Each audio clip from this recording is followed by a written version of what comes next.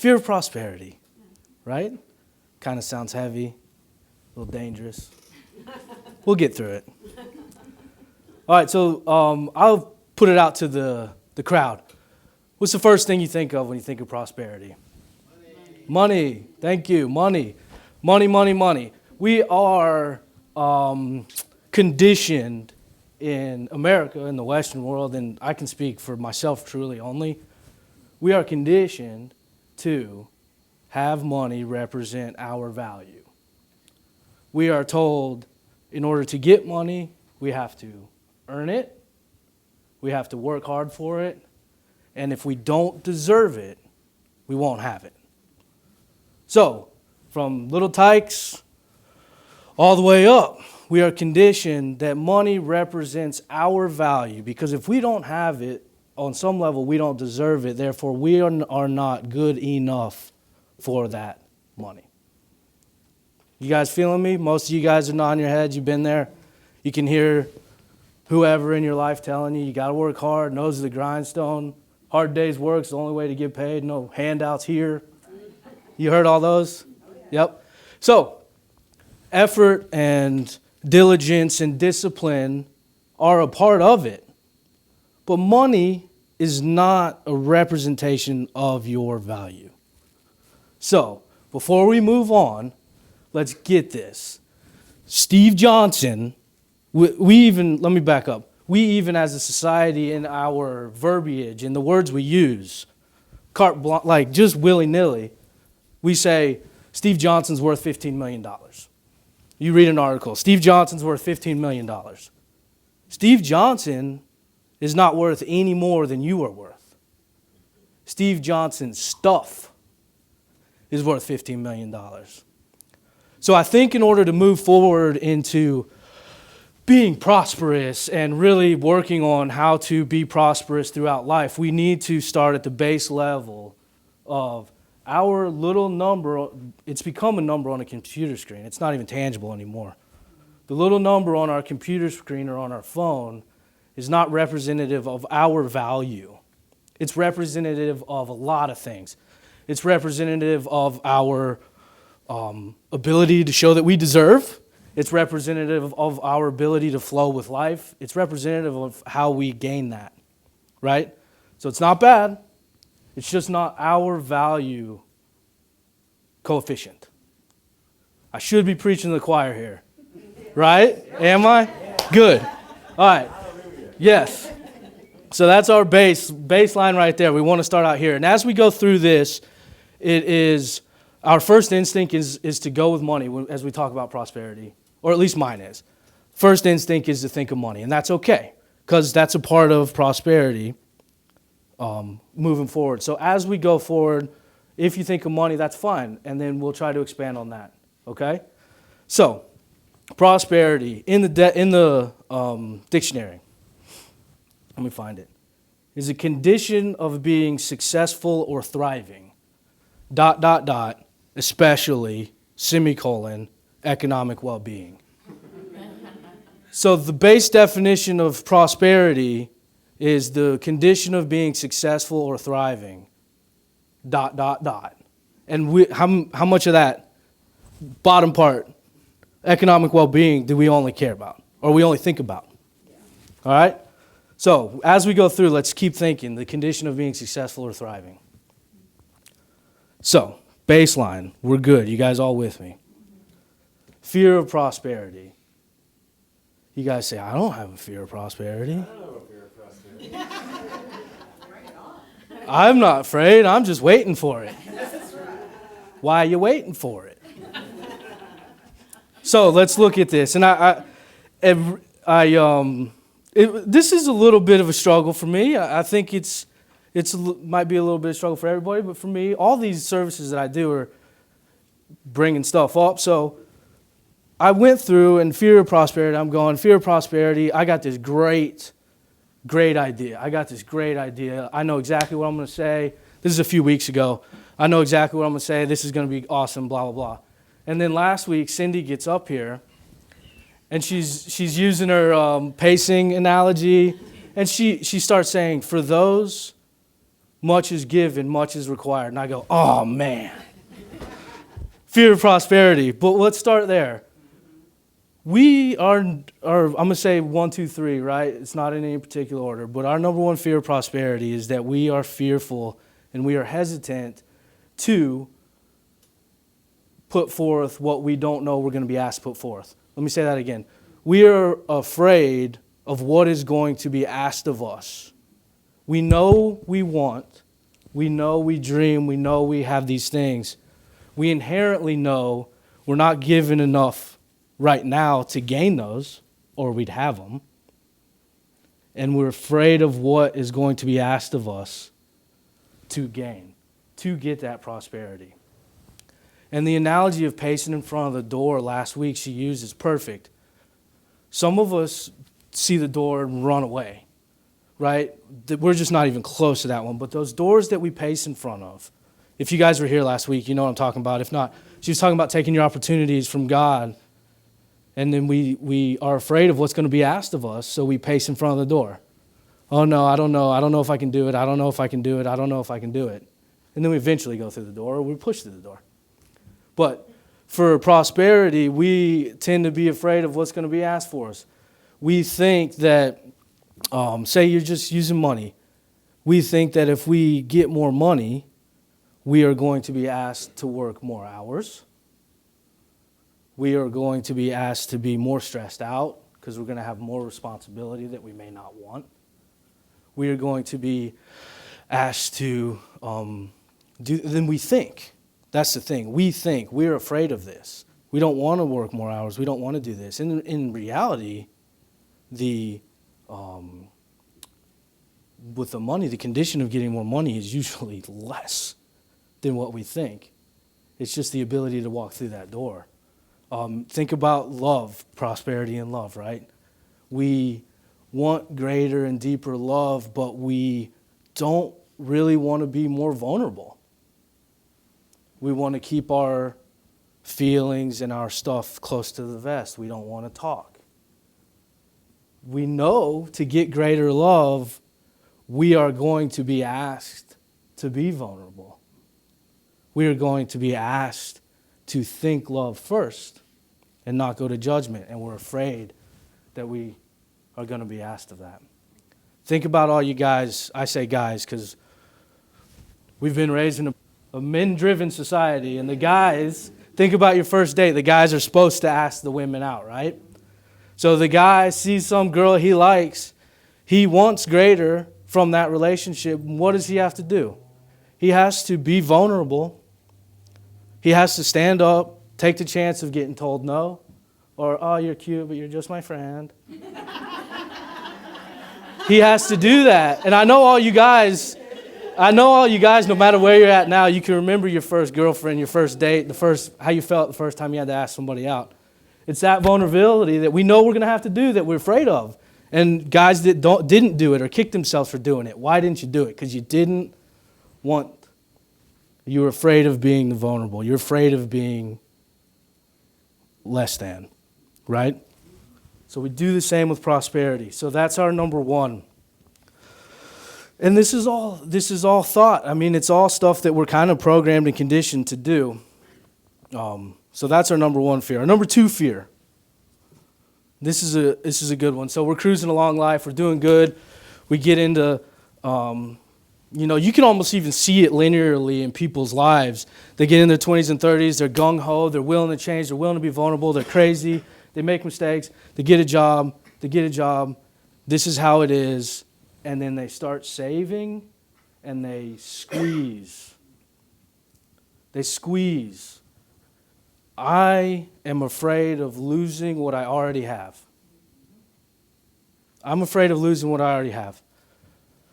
Prosperity is a condition of being successful and thriving. What does thriving look like?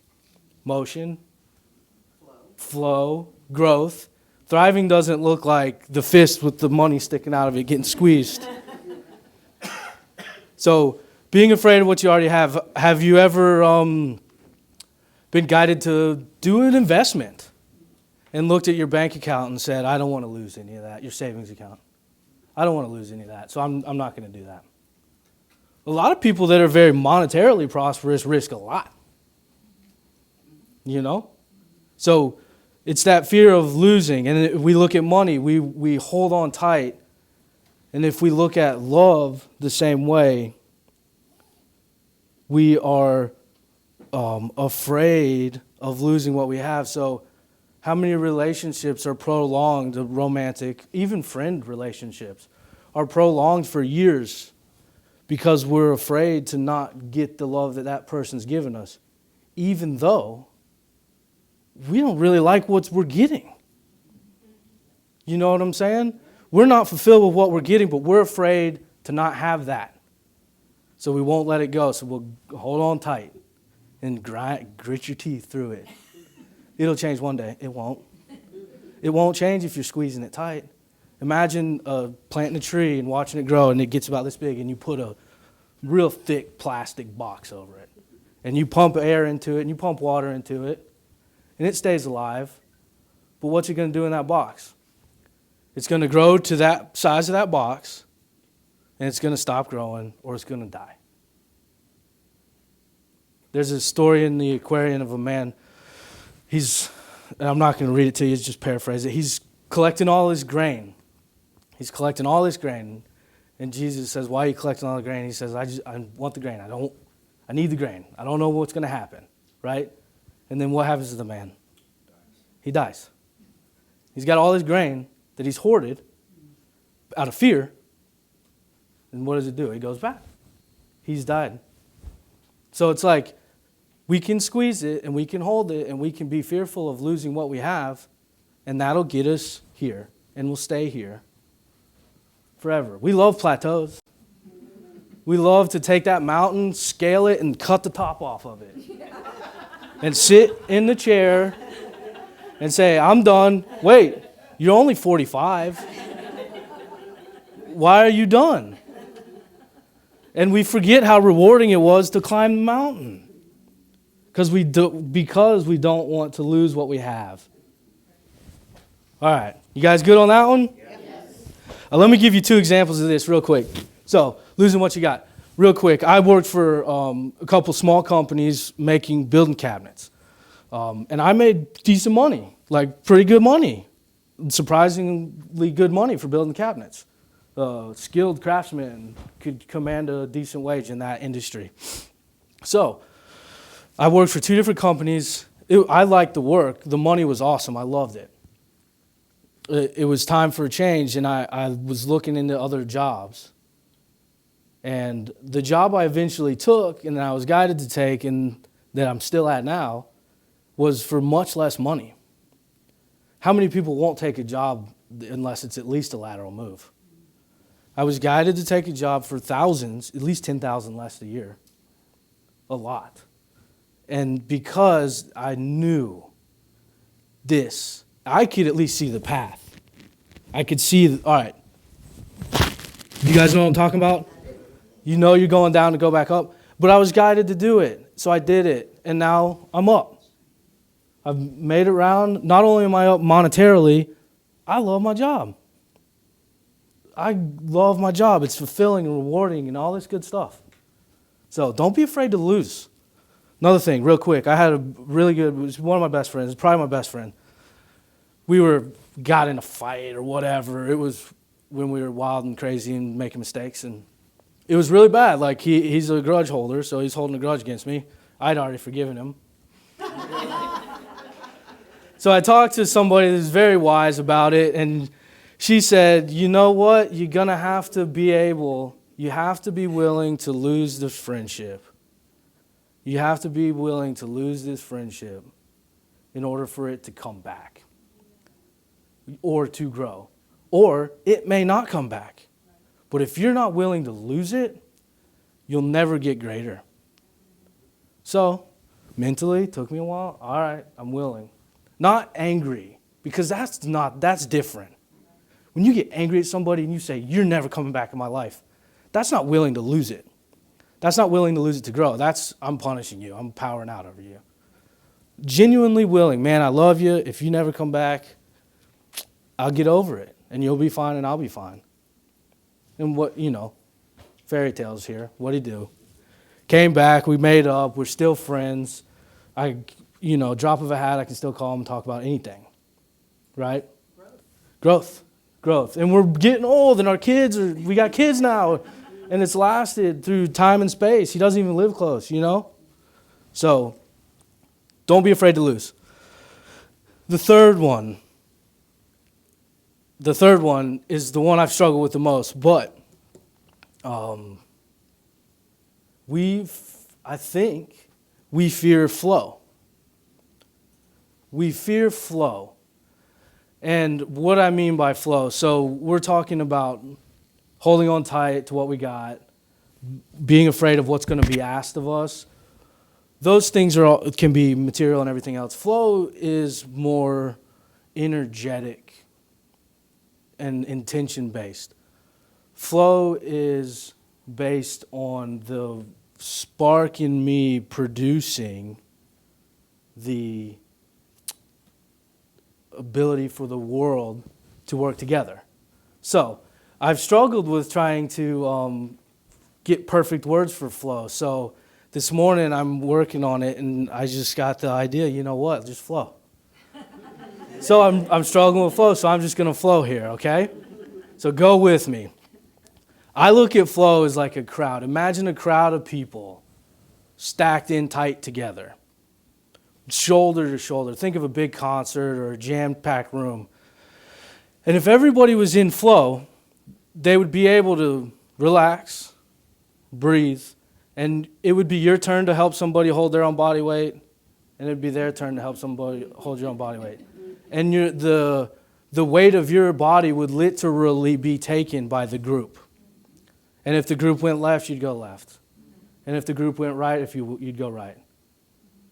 And it would be your turn to stand up and participate, and it would also be your turn to be supported. Imagine what happens in that same situation when people start resisting that flow. Jammed in, packed in tight, in a room, and people start resisting the flow. That turns into crushed people, panic, craziness, bodily injury. You no longer are not only supporting yourself, you are fighting against the craziness. So flow is that. Another example, flow, hopefully some of you guys get this. I know the sports don't always land, but I'm going to say them anyway because that's who I am and I'm flowing, okay?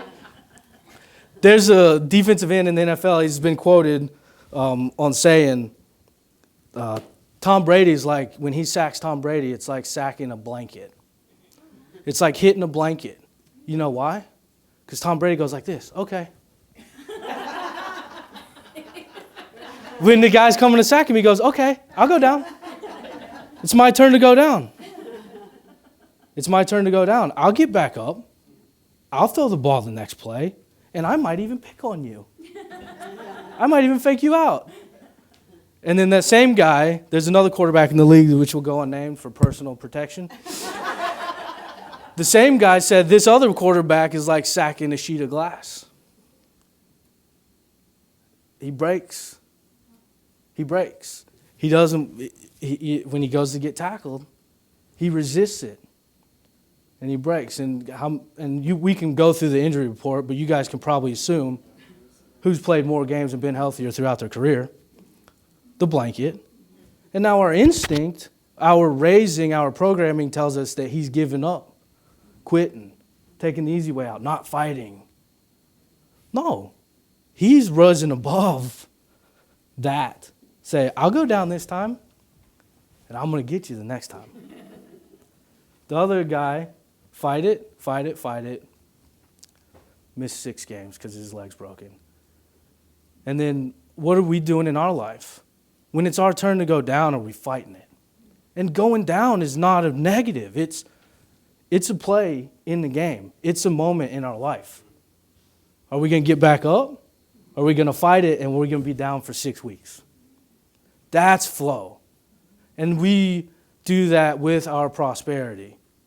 I had somebody one time, and I don't really remember who it was, and I don't remember exactly how it came up, but they were talking about prosperity, and kind of feeling bad about, I don't know, blah, blah, blah. I'm not feeling very prosperous. And they asked me, and I just said, I have this little bucket of money in my house. If I got cash or change in my pocket, I'll just throw it in there and forget about it. And then if I want to do something crazy, I'll go to the bucket. I got the bucket of money. It's my money. I don't have to have permission.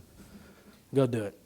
So I told this person, I said, when I'm feeling bad about money, or if I'm feeling poor or unworthy, I'll go get 20, 30 bucks out of that bucket.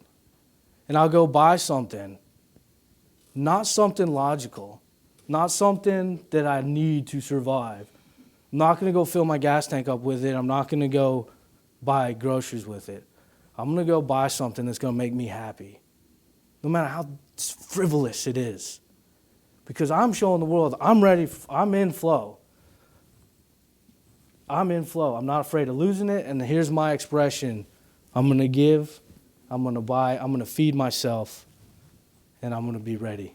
I'm going to be a part of that crowd that works together to support everybody. Good on flow? You see how we resist it sometimes? Sometimes we're in that crowd and we panic. And we freak out. Okay. Here's another one for flow. If it doesn't work for you, it doesn't work for you. But I love the analogy. How many people do you know that don't like receiving gifts on birthdays and Christmas and all that stuff? Because they don't want to have to give gifts. Because the task of reimbursing that exchange is something they don't want to participate in. Does anybody know anybody like that? Yeah. The obligation carried from receiving a gift. Here's the fun fact. You guys ready? That person gave you a gift. That's the end of the transaction. You already gave them something, or they wouldn't even think to give you a gift. So you are being reciprocated. You don't have to reciprocate. If you're in flow, you will. It may not be with a gift, but that relationship. So, another thing in flow. I had to throw that out there. I know a couple people, and I'm a gift giver. And I'll receive a gift too. I will receive a gift.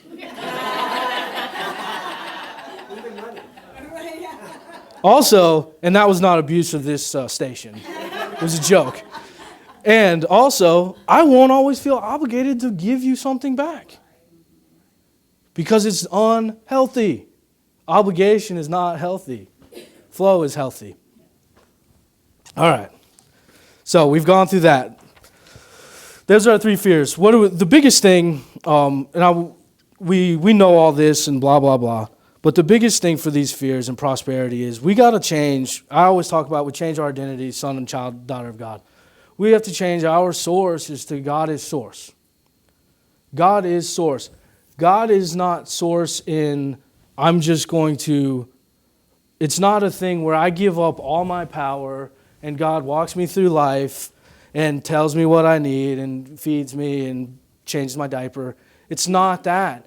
God is source. God is an alliance with me, and I allow God to be source in my life. I allow God to be source in my life through me. So it is still going to take work sometimes. It's still going to take discipline. It's still going to take those things that we have a negative connotation about for some reason. It's still going to take the effort, because a part of being in flow is effort. A part of being asked to do something is effort. I will stand up and do what you ask me to do. It's still going to take that, but it's an alliance. It's not a God is going to just take over my body and I'm a robot. How do we make God source? Number one, the easiest way, and I swear for me, I'm standing here, hand to God. The easiest way to make God my source is to tithe. It is the easiest way. I say, God, you're my source. I am going to be prosperous because you said I can. And I'm going to tithe, and I'm going to put this amount of money on my paycheck to go to the church every week. And I forget about it, and anytime I need something, I say, God, remember, you're my source. You don't owe me, but you're my source. That, to me, is the easiest and should be the easiest, because money does not represent our value. Money is our energy that we are willing to flow with, that we're not afraid of losing. That's healthy. it's easiest because the other ones take discipline and effort and thought and love. And those are some of the hardest things that we struggle with, correct? We're pretty good masters. We at least know what we should do out here, right? It's inside that we got a lot of work to do. Thoughts, God is my source.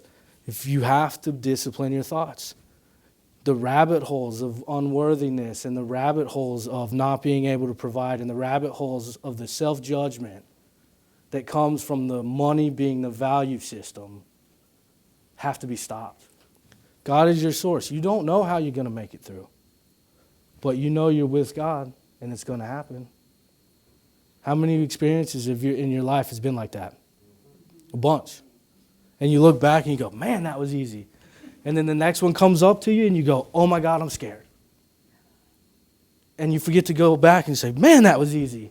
Why am I afraid of this one? So God is source, thoughts. And then God is source, heart. God is source, connection. You have to connect with God. You can't say God is source on October 1st and then October 31st. You can do this.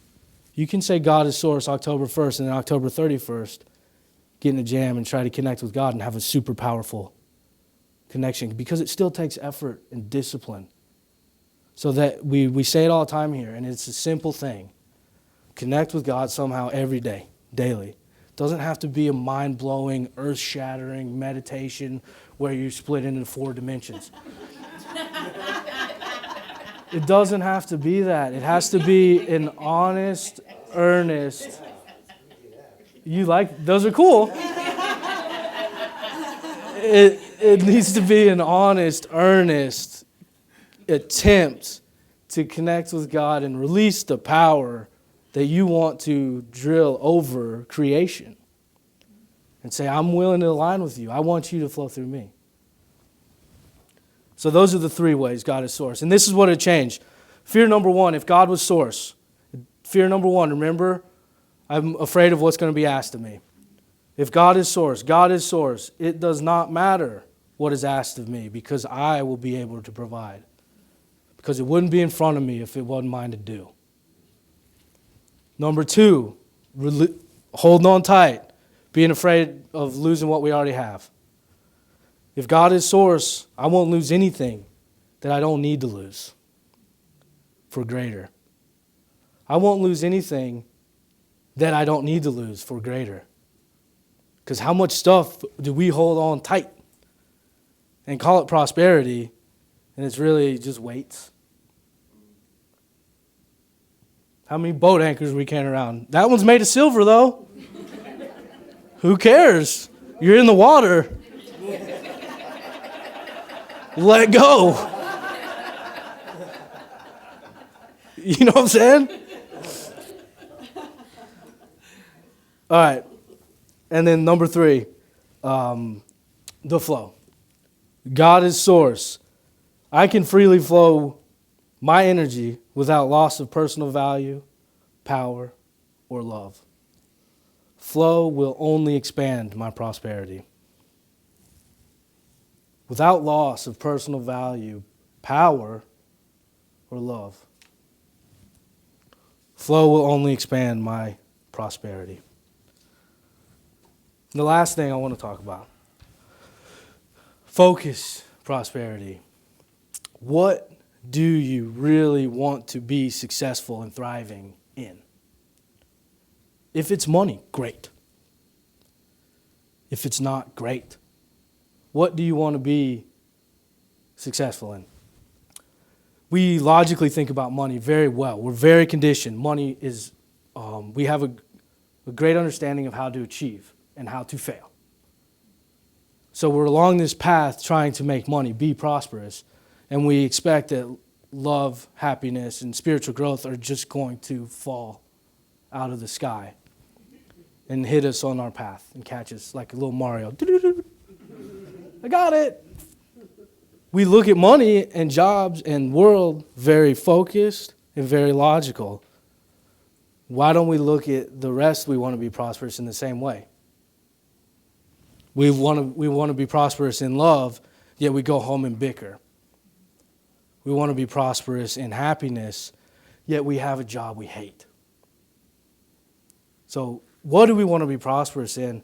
And then how do we transport the focus we tend to have on the outside to the inside? Focus on what you really want to be. Focus on that. Do things that lead down that path. Plant the seeds that you want to grow. Right? What if we took as much time on personal inventory as we did on balancing our books or going over our budget? What if we took as much time on personal inventory? I was talking with Cindy. She had a quote from one of her teachers. If we put, let me make sure I get this right. If we put the amount of effort that we put into our marriage, into our job, we would be fired. If we put the amount of effort we put into our marriage, into our job, we would get fired. Think about that. Wheels turning. It's true. Think about how much we give to our employer because we're chasing. We're not chasing. We're trying to create money for whatever reason. But really, what are we doing that for? We're doing it for other reasons, so why don't we focus on that? So I'll leave you with this. My personal thing right now, I want to be prosperous in happiness. I want to be successful and thriving in happiness. Is money a part of that? Yes.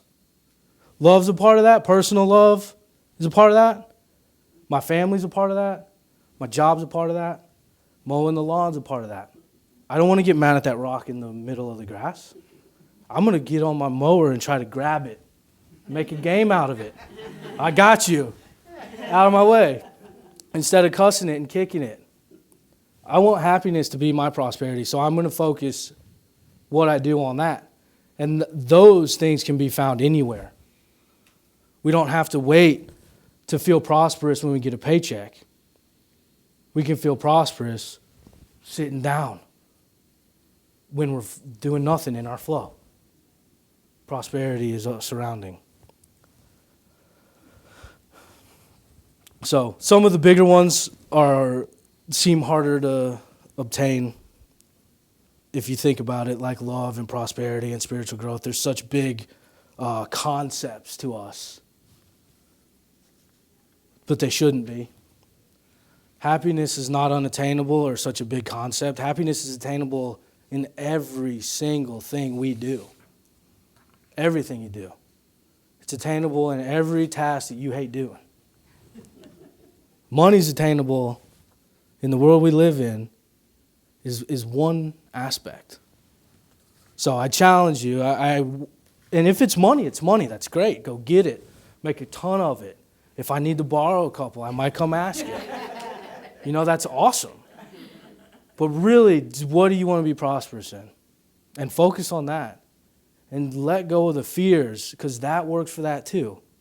I have this much happiness. I don't want to rock the boat because I want greater.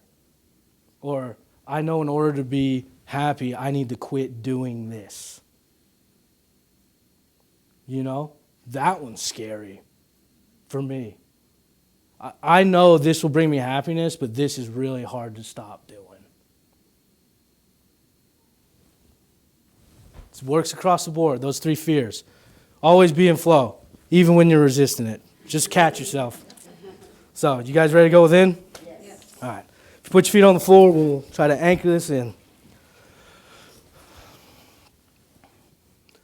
Just take a deep breath. And as we breathe in, we want to breathe in and really try to get centered where we're at right now. Feel ourselves sitting on the chair.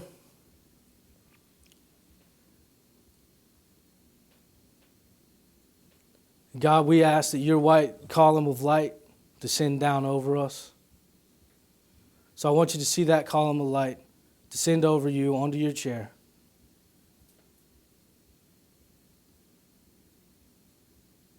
And then we're going to ask to be lifted up.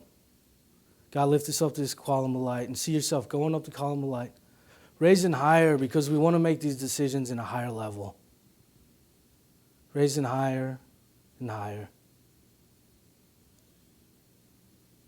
Getting past the plane, the horizon of matter.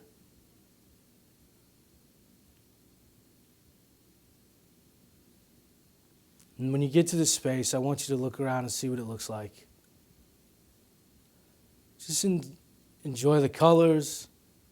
Breathe in the situation, the feeling you're getting, whatever you're getting in this space that's above. It's above our grind, our matter, our thought of what we think of prosperity. Rise above it. And in this space, I want you to bring up something that you're fearful of being asked to do. Fearful you're being asked more than you want to give.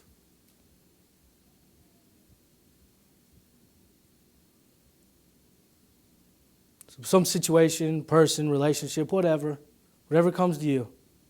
If nothing comes to you, that's fine. I don't even want a commitment that you'll do it. I just want you to cut the fear. Let the fear go up that column of white light past you. Let it go. If there's any strings attached to it, cut them. Let it go up. If you do it, you do it. If you don't, you don't. But you're not going to be afraid of it.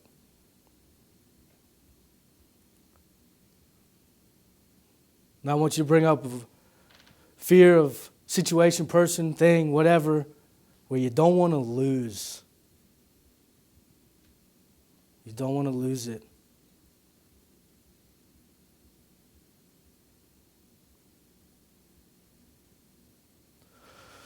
I want you to breathe it in and let it go.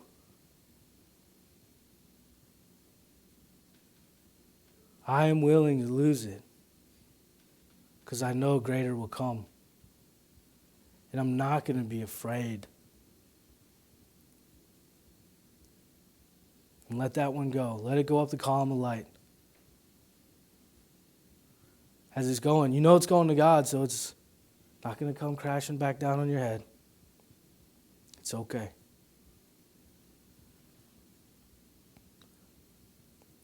Now I want you to picture the idea of flow, however you personalize that word. Picture your idea of flow. Maybe a river, maybe colors, maybe whatever. Your visual representation of what that means to you, because it is very personal. And I want you to take that visual representation of flow, and I want you to put it in your heart. And when we put it in our heart, in this column of light, we are charging it with a partnership with God, with the ability to flow without fear, knowing that our power and value does not change based on flow. We will not lose.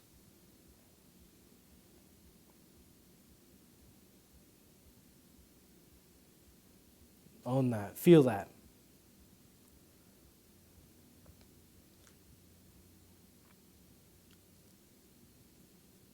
And then the last thing I want you to do, how do you want to be prosperous? Bring that forth. Visualize it, picture, words, idea, feeling. How do you want to be prosperous?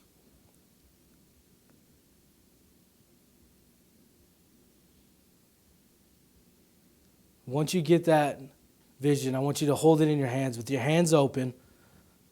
And then we're just going to say a little prayer over it in our column of light. God, we stand forth. We want to be prosperous in this. And we ask that your light fill this dream. And we ask that you become the source of this, and through us drive this into becoming. And we are grateful and happy and excited for all of the areas we get to be disciplined in, and all of the areas we get to experience this as we become prosperous in this. And then allow that, with open hands, be charged with that column of light. Allow that want to be prosperous be charged to overflowing.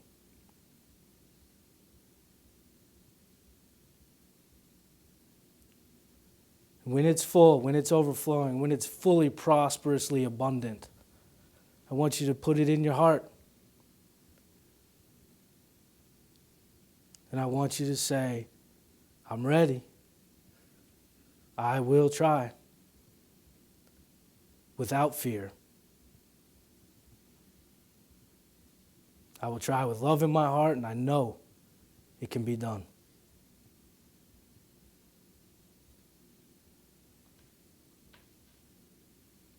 Take a minute and just breathe it in.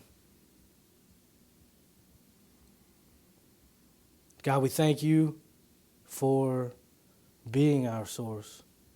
And we thank you for knowing that we can always connect and charge this dream of prosperity whenever needed. And we ask that you support us in our thoughts and our disciplines in order to achieve.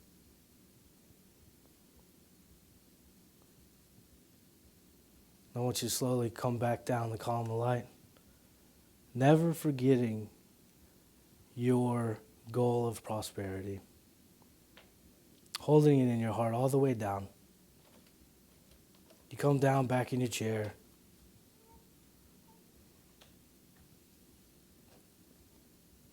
We are here on this earth, and we are ready to be prosperous. So it is. You open your eyes. So, fear of prosperity, turn it into, let's go get it. All right? Thank you, guys. You're beautiful.